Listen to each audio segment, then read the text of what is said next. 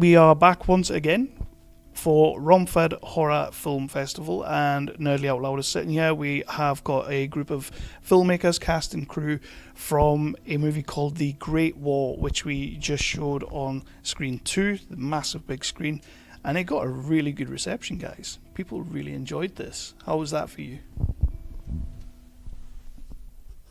Yeah, it was really good. It's the Tales of the Great War. The Tales of the Great War. No, it's Tales From the Great War. What did I call it? No one's got it right today. So it took a very long time to do, and it was a big ensemble passion project starting in 2020, and then it had to stop because of the pandemic, and it started again in 2021 in April, then it stopped, and it started in the summer, which is when I came on board, and then we finished it up in April 2022. So it took a very, very long time to get to the end. So to have people watch it and enjoy it is very gratifying, because it was difficult to put together, because it was an ambitious project, too ambitious really for a micro budget indie film, and that's just all down to Andrew and Tina that worked, and Dan's editing and well, I love that answer. So first of all, we're going to jump back and we shall introduce ourselves, tell us what you did on the film, and then we'll go from there. Hi, I'm Dan, the cinematographer and editor. I'm Andrew. I'm the director and writer. Hi, I'm Tina and I do the production design. Hi, I'm Glyn, and I play one of the roles in the film, Henry. So, Andrew, I love reading your film freeway statement about how this movie came about, and I think people need to know more about that. So where did this come from? Where did the story come from? Obviously I already know a little bit about it, but tell us a little bit about the conception of this. Yeah, so it's been brewing for a while, no pun intended if anyone's seen the film. I wanted to make a film set in World War One for a long time, and I had the idea of these stories. And then I was, as I was saying in the other Q&A, I was in hospital for a little bit, and I was sent home with this oral morphine stuff, and while I was dosing myself on that, I basically knocked the script together in a couple of days based on these stories that have been flying around in my head for years. Some of the stories were based on anecdotes that people told me, and I just kind of expanded on them from there. And some of them were based on books I'd read regarding World War One. And then, kind of just steamrolled from there. It was ambitious, as Glyn said, an ambitious project, but for me, I enjoy the whole process, and if I can challenge myself to see if we can find locations, then that's part of the fun, the challenge. You don't always win, but it's part of the challenge. So can we expand on that a little bit as well, because it is a micro budget that you guys have got, but looking at that up on the screen today, you couldn't tell that was like, a little bit of a no budget movie. So how did you go about getting your locations, getting your cast together, getting your crew together, and how did it all come together to make it look as good as it does on the screen? It was really fortunate in terms of, because as Glyn was saying, we started filming just as the pandemic was kind of in full swing, and the trench location, I just Googled World War One trench, England, and 2 came up, and one of them was like a big film set somewhere up in Suffolk, where they obviously rent it out for filming. It had like a demolished church and everything, and the other one was a small place in Kent, where they mostly did educational trips. So school kids would just go along there to see what life was like in World War One, and they had reenactors that would go and talk and whatever. So I emailed this guy. I thought, this looks good, and he phoned me within about a minute of me pressing send and said, look, we're really quiet. We've had all our bookings cancelled because of coronavirus. All the schools are obviously gone off. So we've got we've got a quiet period. So when can you come down? So I did a bit of check-in with various people involved, and then we got this three nights deal down in the trenches. So that was great. The other location was this film studio in London. It's like an old school film studio that's still there, independent film studio, but they've done some fantastic films there, things like Little Dorrit with Derek Jacobi. They've done some stunning productions there, and they have incredible costume and sets there. And I went to see a film there a couple of years ago, and there was only a few people in the audience, so I got talking to the lady that runs the place, and she lives above the place as well. And she gave me a tour of the studio, said, I'll show you around. And then I saw that set, the theatre set, and I was thinking, I've got to use this at some point. So again, I contacted them and said, any chance that we could come along? And they said, well, yeah, we're closed because of the pandemic. As long as you don't bring any more than 8 people, I think that was their stipulation. We can have any more than 8 people in that set because of the coronavirus restrictions. And in fact, as it happens, I mean, there wasn't many of us anyway, was there? We just, Dan, Roger doing the sound, Tina, me, and then a couple of the other actors, Tom, Martin, and Singh and Tessa. As independent filmmakers, do you find that often in terms of like when you go out like to rent out a trench or anything like that? Do you find that often people are willing to give that and let you use that, or do you think you really got lucky in the period, like obviously with the COVID and the lockdown and everything, you got lucky with that period of time and they were more accepting to have you there and use it because they weren't really using it? Or do you normally find that people are gracious enough to let you use these sets? Well, I think it's twofold. There seems to be a whole market. We were trying to find woods to film in, and people were charging extraordinary amounts just to film in woods. And you think, we could just go down really early to the local woods. No one would see us, but we did have a big rifle, so we were a bit worried about that. And then we went to a local museum, and they were lovely and just let us go there. So it's just tapping into the people. There's a lot of very kind people out there that want to support local film and filmmakers, or just anybody that wants to do something. And then there's other people that will market it and take as much money as they possibly can. So it's just seeking out the nice ones. Yeah, I remember I was talking to a filmmaker, I think it was the normal festival that they have on, and they were saying that they were trying to shoot in these woods in Wales, and like 2 months before it was like, oh yeah, you can come along, you can do all that, and then they shot Star Wars there. Yes. So after that it was like no chance. Exactly. So it's just like, well, yeah, it's exactly the first place that I approached. They shot Gladiator there. Right. It was those woods, that big battle scene at the beginning of Gladiator. Oh, that's nice. And but they wanted ridiculous money for it, and I said, there's going to be about 4 of us, and we won't take up any time, we won't cause any problems. But no, there was no chance.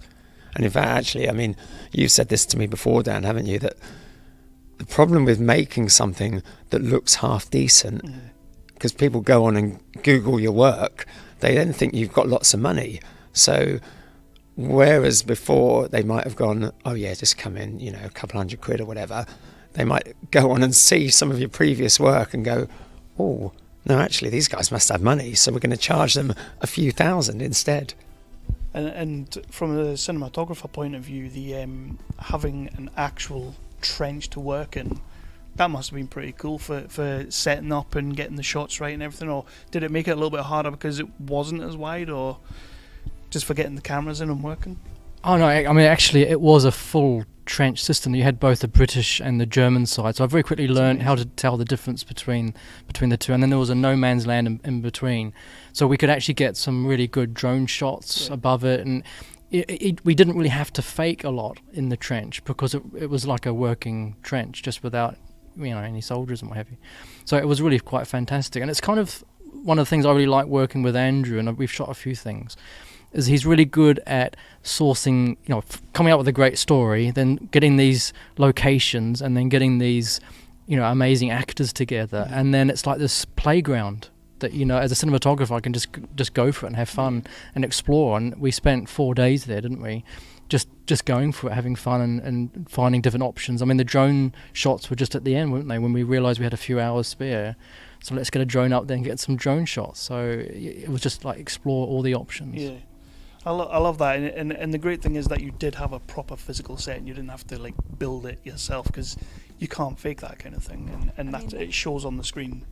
Yes. Yeah. Although I was going to say the first I was going to talk about you created the set for the first one, the first old Dice's story one. That was just and Tina had a upholstery studio in Littlehampton, and we created that first dugout scene in there. So that was artificial, but it's a taste.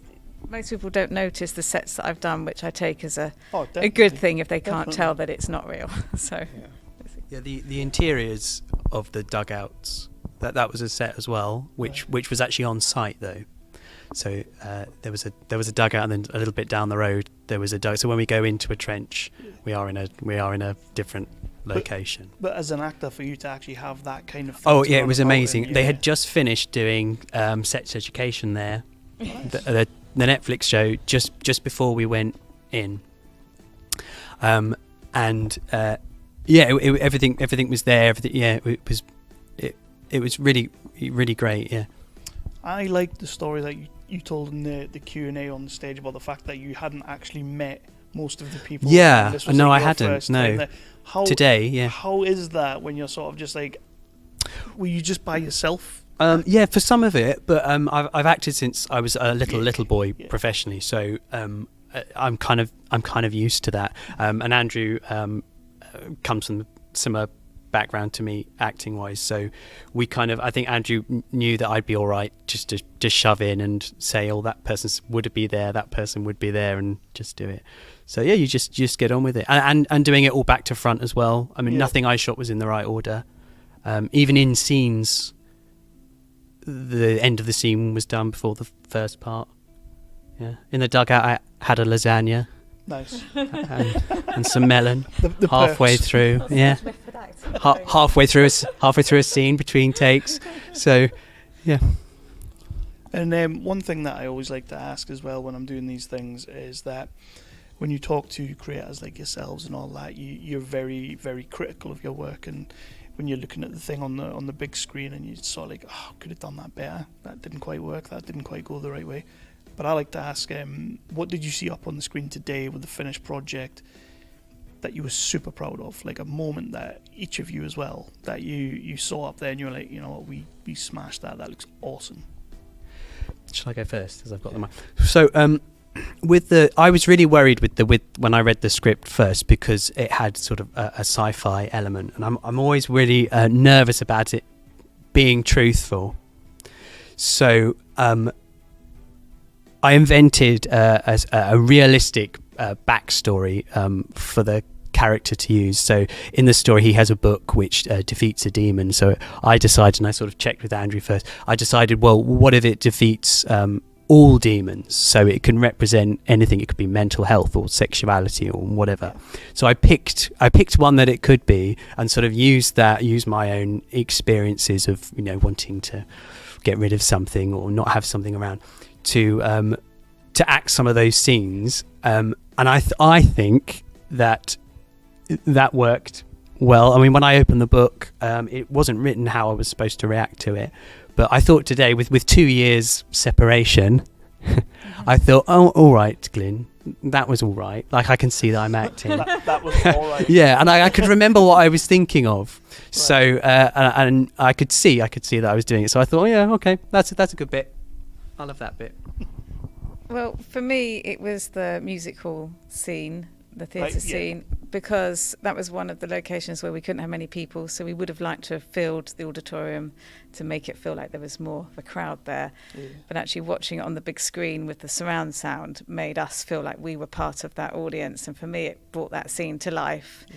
And Tommy Lee Rutter, who plays the character on stage, is just such a lovely person and a great actor, so I just was able to enjoy that scene almost as if I was back there at the theatre, so which was kind of the plan, really. I mean, I'm highly critical of the whole film, and watching it, I'm just thinking, oh, we could have done that differently, or we should have done that. But so I guess that my favourite bit actually is when Henry opens the book in the dugout. Yeah. I just love that. It's just that moment where the film goes from being, it could be reality, and I think that's the turning point of the film where we realise this really is a fantasy film. There's something strange happening here. Even the flashback, because it's animated, it doesn't seem real. It could just be a child's imagination. But at that point, when he opens the book, that's when the film switches into the realms of fantasy. You kind of realise what actually is going on at that point. Yeah. And I just love the way the whole scene played out with the lighting, the sound, the actor. Perfect for me. For me, I think sometimes you spend so long with a film, obviously shooting it, and then I was also the editor on it, that sometimes you kind of like lose perspective. And I think today, for me, it was seeing it with an audience and their reaction. And I think like they were laughing at moments which I wondered if they were going to laugh at, whether you'd cut it in a way that was going to make it funny, and they were laughing. And you could also, the tension was palpable at certain points. So for me, it was just that we had achieved Andrew's vision and the audience was enjoying it, and that to me is the success of a film. Yeah. Are there any intentions?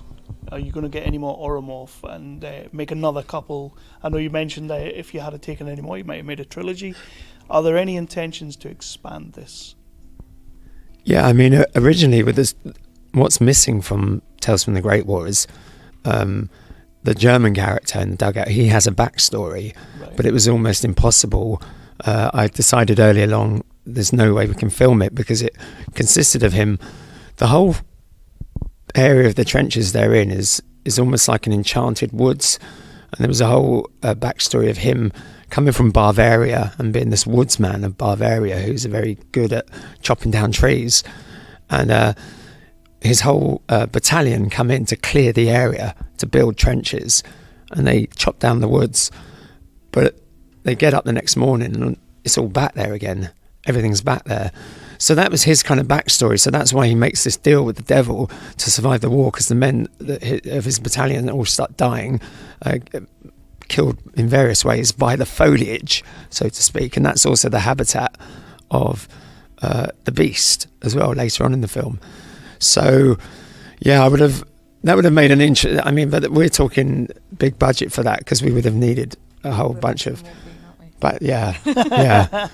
And what about maybe sort of putting out sort of like you said in the Q&A as well that you wanted it to have sort of this comic book feel, the different vibes to each section, and would you think about maybe actually putting out a companion comic book? I mean, that would be great. It would be fantastic to do that. A lot of the basis of the film was, I don't know if you're familiar with Charlie's War, that was in battle. That sort of World War One. That was my first sort of introduction to World War One, was through comics, and I thought it was so cleverly written in that it had that humour, but also there's that lovely one of him carrying the sandbag, and the officer says to him, "What's in the bag?" And he says, "My friend," because he'd been blown to bits. So a comic book version of it would be fantastic. I think it definitely lends itself. You could easily put that in a comic book form, and I think that would work. Yeah, absolutely. Go for it. Do it. Well, we should ask Ali, who did the animation bit, and maybe she would. Yeah. Well, there you go. You've already done. It's a done deal. What's next for everyone? What's everybody working on? What can we see coming up soon? Well, I don't have anything specifically. I mean, I do a lot of corporate work as a DP, so it's all just sort of corporate shoots at the moment. Well, I've been starting another script, which is called The Vampire of Cripplegate, which is basically like an urban legend story that my grandmother told me from this part of London that she lived in that no longer exists. The whole area of Cripplegate was destroyed during the Blitz, and the Barbican's there now, the sort of brutalist architecture And the only part of it really that remains is there's the church there, St Giles, Cripplegate, is still there. So that's kind of where I need to really get my act together with that and pull that together. Not so much a horror, more of a mystery, kind of exploring the idea that is this vampire real or not? You know, going down it, in the same way that an urban myth works, you know, urban legend works. Is it real, or is there some truth to it, or is it just complete fiction? So that's what I'm doing. Well, until that film is realised, I shall carry on work as I'm a maker, upholsterer, interior designer, so hoping that somebody wants a more gothic interior would be nice. There's a rumour that I'm involved in the Vampires of Cripplegate. Just a rumour? A rumour, okay. Well, that's awesome, and I want to thank you for submitting the movie. Are you doing more festivals? Are you going to be putting it out there a bit more for everyone to see? Where can people find it? We've got a few more festivals lined up. So Hastings in April. Brilliant. And there's a couple of others that we're waiting to hear from. So yeah, we shall see. Excellent. And then beyond that, would you maybe be putting it online, Vimeo, or anywhere that people could find it after that? Well, there has been talk of a certain gentleman at this festival who has started up his own label, putting out limited edition Blu-rays. Very nice. Who has mentioned something to me about a limited run. It's not the Filipino Batman guy, is it? It's not that guy. I wish it was that guy. They're great. I love the covers. Yeah, a Nigerian version of it would be brilliant. I'd watch that. but yeah, so we'll wrap this out now. But if you could just let everybody know where they can find you guys on social media or anything like that, any future screenings, anything like that, just it's literally a minute just to kind of pimp yourselves out a bit. Okay, well, I'll start, shall I? Twitter, @ChowHandy, that's CIAOHANDY. Instagram, @ChowHandy. Facebook, ChowHandy. YouTube, ChowHandy. I think if you type ChowHandy into the Google search, those will all come up. Vimeo, ChowHandy. Not on TikTok. I think you've got, it's all through you, isn't it? Yeah. Has anyone got anything they want to add to that? Is there a reason you're not on TikTok? Or because you kind of just paused there as if there was a story I'm not getting? Yeah, well, apparently, allegedly, I'm TikTok famous, but I don't know this. And this is only, I work in a school as my day job. I'm a school teacher. And at one school I was at, I did a video with a couple of kids and we did a dance routine and they said it had 60-odd thousand views. Nice. But and they said I was TikTok famous, but I've got no idea what that means, how to find that. I don't think anyone does. Well, I mean, yeah. We do. TikTok's mad. So yeah, I guess through the ChowHandy stuff, any of the ChowHandy things, I mean, I'm always posting nonsense. We've also got a companion Twitter account, Chow Tales, which focuses just on Tales from the Great War, and there's an Instagram account for that as well, which is Chow Tales, CIAOTALES. But it'll probably change to Cripplegate Tales at some point. Well, on that, I just want to say thank you for submitting the movie. Thank you for letting us check it out. Thank you for letting us show it, of course. And thank you for being here today. It was a great reception in there. I loved seeing, like, we've had a few films in this festival so far that have had, like, proper good showings and everybody's really got into it. And that was another one. And Tales from the Great War is a fantastic... I keep saying it's a short because when I think feature, I think an hour and a half. But, like, it's a fantastic piece. And thank you for letting us show it. Thanks for having us. Thank you. No.